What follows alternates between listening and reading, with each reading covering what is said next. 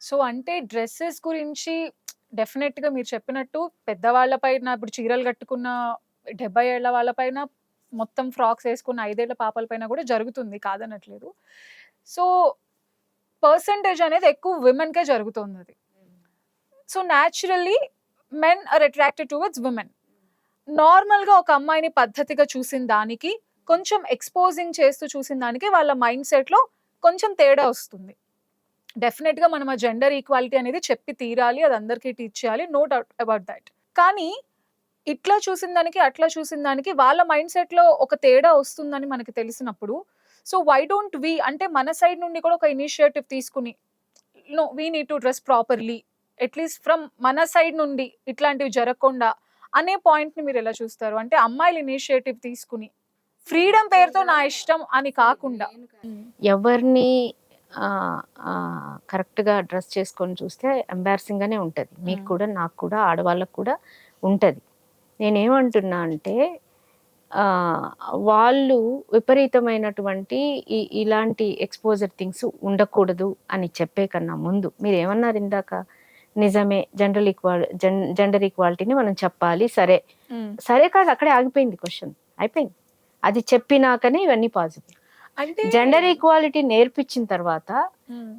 ప్రభుత్వం తరఫు నుంచి నేనేమంటున్నా అంటే నా ఉద్దేశం హ్మ్. ప్రకారము అసలు ఇలాంటి డ్రెస్ కల్చర్‌ని ఎందుకు అలో చేస్తున్నాం ఇక్కడ? హ్మ్. ఈ ఫారిన్ కల్చర్‌ని మనం ఎందుకు ఫారిన్ కల్చర్ అంటున్నాము.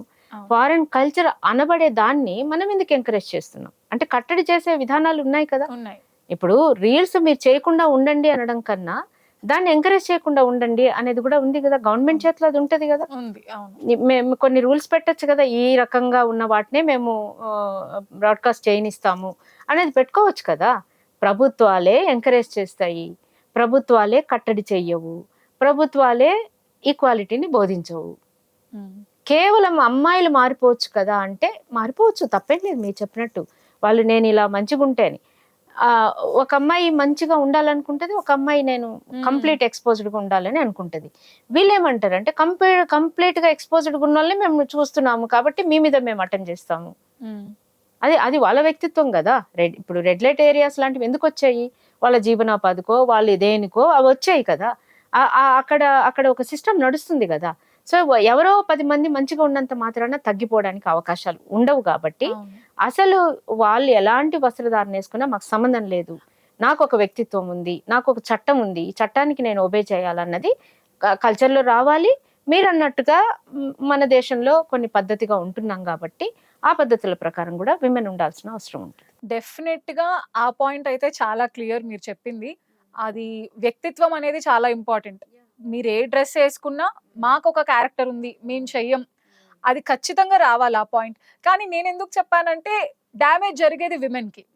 మనం ఫ్రీడమ్‌తో మనం లేదు నాకిష్టం వెస్టర్న్ ఔట్‌ఫిట్స్ వేసుకోవడం. నేనేమంటున్నా హ్మ్. ఎక్స్‌పోజ్డ్ విమెన్‌కి జరగకపోవచ్చు. అది కరెక్టే. పక్క వాళ్ళకి జరుగుతుంది. వాళ్ళేం అవును. జేస్తారు? They are not that's what. Responsible for that hmm. కదా! సో, అక్కడ కట్టడి చేయాల్సింది సిస్టమ్‌లో పాసిబుల్. అవును. విమెన్ ఇప్పుడు మనం అనుకున్నాము. మనం ఇలా ఉంటే సరిపోతదా?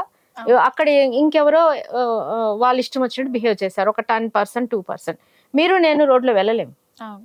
సో, దానికి దీనికి ఎక్కడుంది లింక్ కదా! హ్మ్. సో, సిస్టమ్‌లో అన్ని రకాల సంస్కరణలు జరగాల్సిన అవసరం అయితే డెఫినిట్‌గా ఉందండి.